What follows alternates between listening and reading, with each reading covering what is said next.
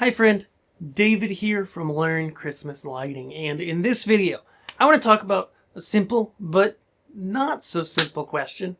How do you plug in Christmas light pixels? So if you're brand new to pixels, you're brand new to Christmas lighting, this is really geared towards you.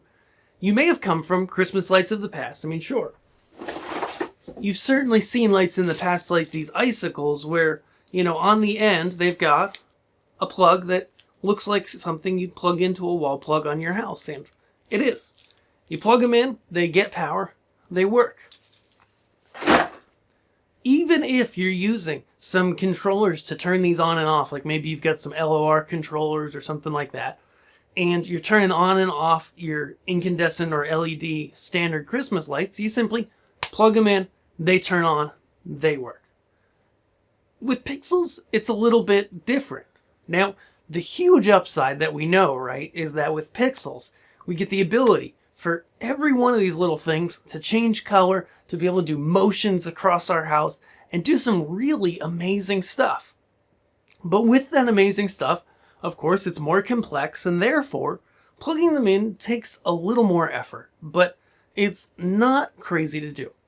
And so, what people see and what can kind of confuse people is if you come from regular Christmas lights, you see a string of pixels like this, and you say, oh, here at the end, I've got this plug, and on that plug, we've got 3 little pins, and we've got a screw type connector.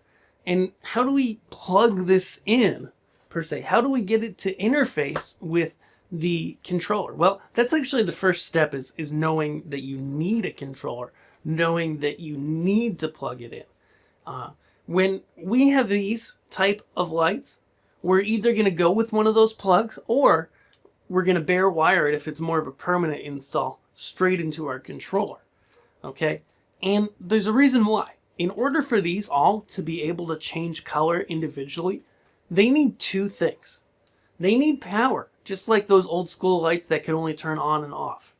But they also need data. And our controller, or our receiver boards for a controller, if we have a long range type controller, are going to have the ability to put those 2 things together usually and send them to our pixels. And that's what we want. So what we want to do is get our controller set up. We've got videos on how to choose a controller here.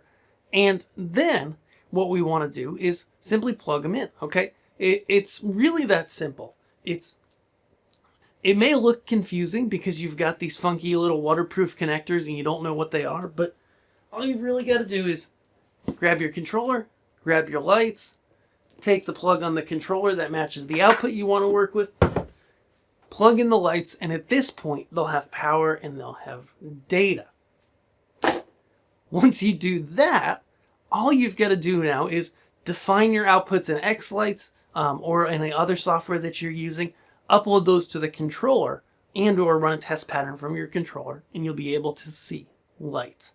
I hope you've enjoyed this, and hey, if you're new to Christmas lighting, check out learnchristmaslighting.com. There I've got a free guide to help you get started with your display this year, so that we can make an awesome, stress-free display that keeps the holidays happy, so that we can help you have a fun, stress-free display that keeps the holidays happy for you this year.